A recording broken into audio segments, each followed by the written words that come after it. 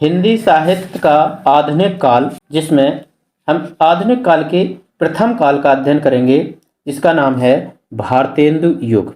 आपकी स्क्रीन पर पहला प्रश्न दिया हुआ है कि भारतेंदु युग का अन्य नाम क्या है। भारतेंदु युग जो है उसका एक और दूसरा नाम है बी नंबर का पुनर्जागरण काल।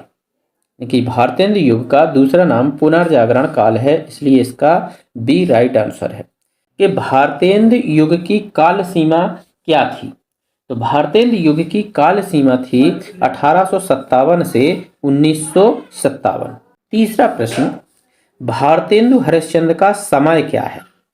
जो भारतेंदु हरिश्चंद्र कवि थे उनका क्या समय रहा है। तो उनकी जो रचनाओं का समय रहा है वो रहा है 1850 से 1885 ईस्वी तक। अगला प्रश्न, भारतेंदु से पूर्व दो रचनाकारों के नाम क्या थे। भारतेंदु समय से पहले दो रचनाकार ऐसे हुए थे आधुनिक काल के, जो उनके क्या क्या नाम थे। तो उनके नाम थे, एक तो राजा शिव प्रसाद सिंह सितारे हिंद और दूसरे लक्ष्मण सिंह, यानी कि राजा लक्ष्मण सिंह और राजा शिव प्रसाद सितारे हिंद, ये दो नाम थे। इसलिए इसका जो राइट आंसर है वो डी है, ए और बी। अगला प्रश्न, राजा शिव प्रसाद सिंह सितारे हिंद की भाषा कैसी थी। अंग्रेजी युक्त हिंदी, उर्दू मिश्रित हिंदी, संस्कृत मिश्रित हिंदी, या इनमें से कोई नहीं। तो इसका जो राइट आंसर है वो उर्दू मिश्रित हिंदी। जो राजा शिव प्रसाद सितारे हिंद ने जो रचनाएं लिखी हैं वो उर्दू मिश्रित हिंदी में लिखी हुई हैं। चलिए अगला प्रश्न है, राजा शिव प्रसाद सितारे हिंद की रचना थी, यानी कि कौन सी रचना थी राजा शिव प्रसाद सितारे हिंद की। तो ये रचना थी राजा भोज का सपना। राजा शिव प्रसाद सितारे हिंद की रचना थी राजा भोज का सपना। अगला प्रश्न, राजा लक्ष्मण सिंह की भाषा कैसी थी।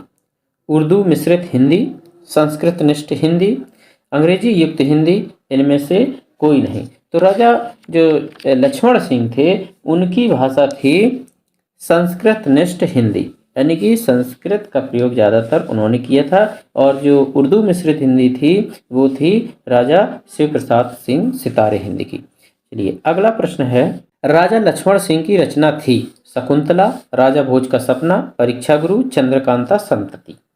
तो इनका जो रचना थी वो थी शकुंतला। ये एक नाटक था शकुंतला, राजा लक्ष्मण सिंह की रचना थी। और राजा भोज का सपना थी राजा शिव प्रसाद सितारे हिंद की। अगला प्रश्न, हिंदी को पाठशालाओं के पाठ्यक्रम में स्थान दिलाने वाले कौन थे। हिंदी को पाठशालाओं के पाठ्यक्रम में स्थान दिलाने वाले, तो ये थे राजा शिव प्रसाद सितारे हिंद। अगला प्रश्न, भारतेंदु युग में गद्य की भाषा क्या थी। तो भारतेंदु युग में गद्य की भाषा जो थी वो खड़ी बोली भाषा थी। अगला प्रश्न, भारतेंदु युग में काव्य की भाषा कैसी थी। तो भारतेंदु युग में काव्य की भाषा अधिकतर ब्रज भाषा थी। चलिए अगला प्रश्न, आधुनिक काल के किस कवि को हिंदी काव्य का वैतालिक कहा जाता है। आधुनिक काव्य के कौन से कवि को हिंदी काव्य का वैतालिक कहा जाता है। तो ये थे भारतेंदु हरिश्चंद्र। इन्हीं के नाम पर भारतेंदु युग पड़ा। भारतेंदु युग के कवि नहीं है। भारतेंदु युग के कवि इनमें से कौन है। प्रताप नारायण मिश्र, अंबिका दत्त व्यास, राधा चरण गोस्वामी, मैथिली शरण गुप्त। तो इसमें जो थे मैथिली शरण गुप्त ये भारतेंदु युग के कवि नहीं थे। अगला प्रश्न, भारतेंदु युग की पत्रिका नहीं है। तो इनमें से कौन है। हरिश्चंद्र मैगजीन, ब्राह्मण, हिंदी प्रदीप, सरस्वती। इसका राइट आंसर है सरस्वती जो पत्रिका थी वो भारतेंदु युग की पत्रिका नहीं थी। चलिए और भारतेंदु युग की कुछ पत्र पत्रिकाएं और भी थीं। आइए जानते हैं कौन कौन सी पत्र पत्रिकाएं थीं। एक तो थी हरिश्चंद्र मैगजीन, ये भारतेंदु युग की पत्रिका थी। हरिश्चंद्र चंद्रिका, ये भी भारतेंदु युग की पत्रिका थी। कविवचन सुधा, ब्राह्मण और हिंदी प्रदीप। हिंदी प्रदीप कहाँ से प्रकाशित हुई। इसका राइट आंसर है इलाहाबाद से। हिंदी प्रदीप जो कविता पत्रिका थी वो इलाहाबाद से प्रकाशित होती थी। अगला प्रश्न, हिंदी प्रदीप के संपादक थे। हिंदी प्रदीप के संपादक कौन थे? तो हिंदी प्रदीप के संपादक जो थे वो बाल कृष्ण भट्ट थे। बाल कृष्ण भट्ट की शैली कैसी थी? तो बाल कृष्ण भट्ट की शैली खरखरी शैली थी। इनकी जो शैली का नाम था वो खरखरी शैली थी। अगला प्रश्न, ब्राह्मण पत्र कहाँ से प्रकाशित हुआ? तो ब्राह्मण पत्र कानपुर से प्रकाशित होता था। अगला प्रश्न, ब्राह्मण पत्र के संपादक कौन थे? तो ब्राह्मण पत्र के संपादक थे प्रताप नारायण मिश्र जी। अगला प्रश्न है, प्रताप नारायण मिश्र की शैली कौन सी थी? इनकी शैली कौन सी थी प्रताप नारायण मिश्र की? तो इनकी शैली थी फक्कड़पन की। ये कुछ शैलियों के नाम हैं, गंभीर शैली, फक्कड़पन शैली, हास्य व्यंग्य शैली। तो ये जो प्रताप नारायण मिश्र की शैली थी वो थी फक्कड़पन की शैली। और बालकृष्ण भट्ट जो नवीन थे उनकी शैली थी खरखरी शैली। आनंद कादम्बनी के संपादक हैं। आनंद कादम्बनी जो पत्रिका थी, पत्र था, उसके संपादक थे बद्री नारायण चौधरी प्रेमघन। इसका डी राइट आंसर है।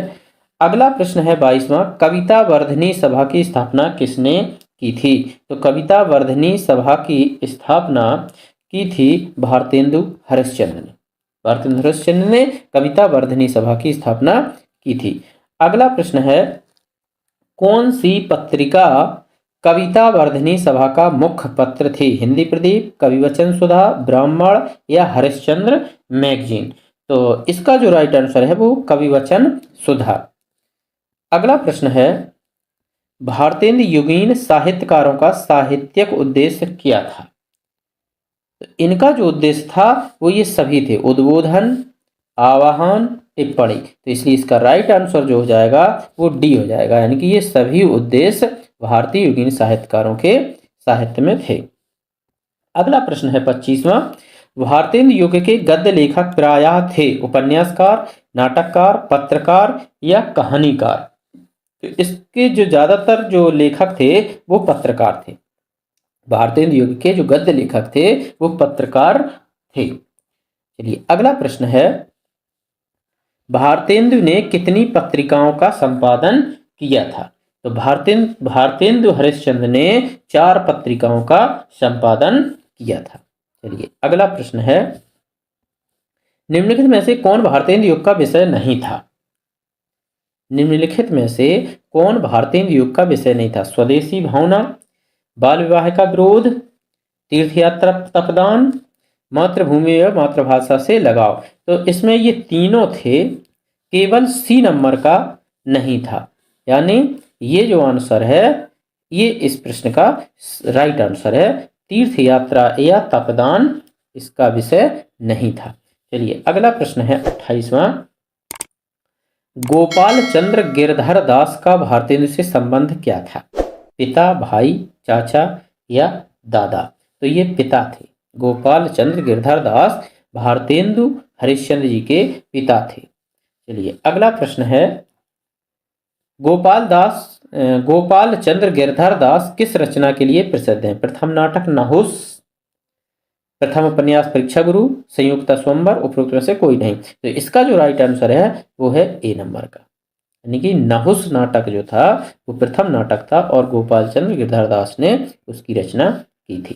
चलिए अगला प्रश्न है, अगला प्रश्न दिया, भारतेंदु युग में आलोचना ग्रंथ कौन सा है? नहुस, परीक्षा गुरु, संयुक्ता स्वयंवर, इनमें से कोई नहीं? तो इसका राइट आंसर है सी। अगला प्रश्न है, भारतेंदु ने कितने मौलिक नाटक लिखे? भारतेंदु हरिश्चंद्र ने बहुत से नाटक लिखे हुए हैं, तो उनकी संख्या कितनी थी, कितने नाटक लिखे? तो इन्होंने लिखे थे 8 नाटक, यानी कि भारतेंदु हरिश्चंद्र जी ने मौलिक नाटकों की संख्या थी 8। भारतेंदु द्वारा अनुदित नाटकों की संख्या कितनी थी? कुछ तो मौलिक नाटक 8 लिखे थे, और अनुदित नाटक कितने लिखे हुए थे भारतेंदु हरिश्चंद्र ने? तो ये लिखे थे 9 नाटक। निम्नलिखित में से कौन भारतेंदु का उपन्यास नहीं है? कि कुछ उपन्यास यहाँ पर दिए जा रहे हैं, तो इनमें से कौन सा उपन्यास था जो भारतेंदु हरिश्चंद्र का नहीं था? हमीरहट भारतेंदु जी का था, सुलोचना था, शीलवती था, केवल यहाँ पर डी राइट आंसर है, सप्त सिंधु ये भारतेंदु हरिश्चंद्र का उपन्यास नहीं था। चलिए अगला प्रश्न है 34वां प्रश्न है, निम्नलिखित में से कौन भारतेंदु हरिश्चंद्र का निबंध संग्रह नहीं है? मित्रता, सूर्योदय, कुछ आपबीती, कुछ जगबीती और गद्य सुकुमा वली। तो इनमें से ऐसा कौन सा नाटक है, वो निबंध संग्रह है जो भारतेंदु हरिश्चंद्र का नहीं है? तो इसका जो राइट आंसर है वो है डी, गद्य कुसुमावली भारतेंदु हरिश्चंद्र का निबंध संग्रह नहीं है। चलिए अगला प्रश्न है, भारतेंदु द्वारा रचित इतिहास ग्रंथ है? कश्मीर सुषमा, बादशाह दर्पण, भारत का इतिहास, ए और बी दोनों। तो इसका जो राइट आंसर है वो है डी, ए और बी ये दोनों इतिहास ग्रंथ हैं, वो दोनों हैं। कश्मीर सुषमा भी है और बादशाह दर्पण भी है। निम्नलिखित में से कौन बाल कृष्ण भट्ट द्वारा रचित उपन्यास नहीं है? बाल कृष्ण भट्ट द्वारा रचित उपन्यास कौन सा नहीं है? तो इसका जो राइट आंसर है वो है परीक्षा गुरु। परीक्षा गुरु बाल कृष्ण भट्ट का जो उपन्यास है वो नहीं है। चलिए अगला है, श्यामा स्वप्न उपन्यास की रचना किसने की थी? श्यामा स्वप्न उपन्यास की रचना किसने की थी? तो ये की थी ठाकुर जगमोहन सिंह ने। भारतेंदु काल के उत्तरार्ध में किस स्वच्छंदतावादी कवि का आविर्भाव हुआ? भारतेंदु काल के उत्तरार्ध में, इसका जो राइट आंसर है वो है श्रीधर पाठक। यानी कि भारतेंदु काल के जो उत्तरार्ध में स्वच्छंदतावादी कवि का आविर्भाव हुआ, उनका नाम था श्रीधर पाठक। चलिए अगला प्रश्न है 39वां, बद्री नारायण चौधरी की काव्य रचना नहीं है? आनंद अरुणोदय, मयंक महिमा, अलौकिक लीला, प्रेम सरोवर। इसका जो राइट आंसर है वो है डी, प्रेम सरोवर। प्रेम सरोवर बद्री नारायण चौधरी की काव्य रचना नहीं है।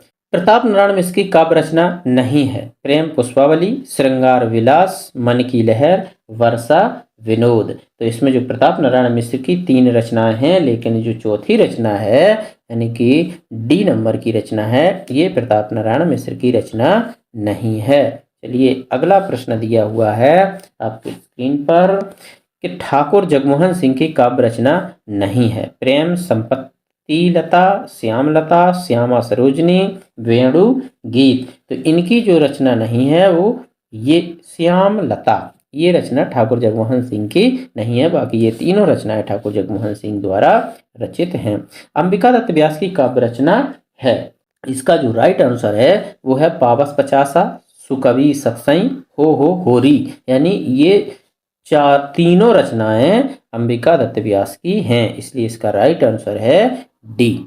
चलिए अगला प्रश्न है, राधा कृष्णदास की काव्य रचना है? तो राधा कृष्णदास की काव्य रचना भारत बारहमासा और देश दशा यानी दोनों रचनाएं हैं, इसलिए इसका जो राइट आंसर है वो है डी। रामचंद्र शुक्ल ने भारतेंदु युगीन कवियों की सबसे बड़ी विशेषता माना है? यानी कि कौन सी सबसे बड़ी विशेषता माना है रामचंद्र शुक्ल ने, यानी कि भारतीय युगीन कवियों की? तो सबसे बड़ी विशेषता जो मानी है रामचंद्र शुक्ल ने, वो मानी है प्राचीन नवीन का समन्वय। प्राचीन और नवीन का समन्वय, ये भारतेंदु युगीन कवियों की विशेषता माना है रामचंद्र शुक्ल ने। राज्याश्रित कवियों की भांति भारतेंदु युगीन कवियों ने किसकी प्रशंसा की है? राज्याश्रित कवियों की भांति, जैसे कि आदिकाल में आश्रयदाता राजाओं के राज्य में जो कवि रहते थे वो राजाओं की प्रशंसा में लिखते थे, तो ऐसा ही भारतेंदु युगीन कवियों में किसकी प्रशंसा की गई है? उन्हीं की तरह है। तो इसका जो राइट आंसर है वो है महारानी विक्टोरिया। महारानी विक्टोरिया की प्रशंसा ज्यादातर की गई है भारतेंदु युगीन कवियों के द्वारा। चलिए अगला प्रश्न है, भारतेंदु जी के संपादकत्व में इनमें से कौन सी पत्रिका निकलती थी? तो इसका जो राइट आंसर है वो है हरिश्चंद्र चंद्रिका। ये पत्रिका थी वो थी और भारतेंदु हरिश्चंद्र जी इसका संपादन करते थे। भीतर भीतर सब रस चूसे, हंस हंस के तन मन धन मुँह से, यह पंक्ति किस कवि की है? प्रताप नारायण मिश्र की, भारतेंदु हरिश्चंद्र की, बालकृष्ण भट्ट की, ठाकुर जगमोहन सिंह की। तो इसका जो राइट आंसर है वो है भारतेंदु हरिश्चंद्र जी की ये पंक्ति है। विषस्य विस्मोषधम नाटक के रचयिता कौन है? इसका जो राइट आंसर है वो है भारतेंदु हरिश्चंद्र जी। चलिए अगला प्रश्न है, भारतेंदु युग का कौन सा कवि पुष्टि मार्ग में दीक्षित था? इसका जो राइट आंसर है वो है भारतेंदु बाबू हरिश्चंद्र, यानी कि भारतेंदु हरिश्चंद्र जी थे वो पुष्टि मार्ग में दीक्षित थे, यानी कि दीक्षा प्राप्त की थी। निम्नलिखित में से कौन सी भारतेंदु युग की प्रवृत्ति नहीं है? श्रृंगारिकता, ये भारतेंदु युग में थी। भक्ति भावना, ये भी थी। इतिहास वृत्तात्मकता, ये भावना नहीं थी। कौन से? भारतेंदु युग की ये प्रवृत्ति यानी कि ये विशेषता नहीं है। कौन सी? सी नंबर की। चलिए अगला प्रश्न देखते हैं, 51वां प्रश्न है, यह ब्यारी तवे बदलेगी कछु पपीहा जब पूछ हैं पीब कहाँ। यह पंक्ति किस कवि की है? तो ये पंक्ति है प्रताप नारायण मिश्र जी की। निम्नलिखित कवियों को कालक्रम के आरोही क्रम में व्यवस्थित कीजिए। इनमें से कौन सही है जो कालक्रम के अनुसार व्यवस्थित हो जाए? तो नवनीत चतुर्वेदी, प्रताप नारायण मिश्र, भारतेंदु हरिश्चंद्र या राधा कृष्ण दास। प्रताप नारायण मिश्र, नवनीत चतुर्वेदी, राधा कृष्ण दास, भारतेंदु हरिश्चंद्र। तो देखिए इसका जो राइट आंसर है वो है सी नंबर का राइट आंसर है। पहले भारतेंदु हरिश्चंद्र हुए, उसके बाद प्रताप नारायण मिश्र, फिर राधा कृष्ण दास और लास्ट में नवनीत चतुर्वेदी। इसलिए इसका जो राइट आंसर है वो सी हो जाता है। चलिए अगला प्रश्न है, हा हा भारत दुर्दशा ना देखी जाई किस कवि की पंक्ति है? तो ये पंक्ति भारतेंदु हरिश्चंद्र जी की है। चलिए अगला प्रश्न, पैधन विदेश चली जात यह अति ख्वारी, यह पंक्ति किस कवि की है? सेनापति, बनासी दास चतुर्वेदी, नाभादास या भारतेंदु हरिश्चंद्र। तो ये पंक्ति भारतेंदु हरिश्चंद्र जी की है। निम्नलिखित नाटकों को रचना काल के अनुसार आरोही क्रम में व्यवस्थित कीजिए। आरोही क्रम का मतलब है सबसे पहले नाटक कौन सा था, उसके बाद कौन सा था, उसके बाद कौन सा था। ये आरोही क्रम यानी कि बढ़ता हुआ क्रम में इसको हमें प्रदर्शित करना है। तो इसका जो राइट आंसर है वो यहाँ पर डी हो जाता है। डी राइट आंसर है। तो डी में देखते हैं क्या क्या था। सबसे पहले अंधेर नगरी जो कि भारतेंदु हरिश्चंद्र द्वारा लिखा गया था, फिर अजातशत्रु, फिर कोणार्क और बाद में 8वां सर्ग।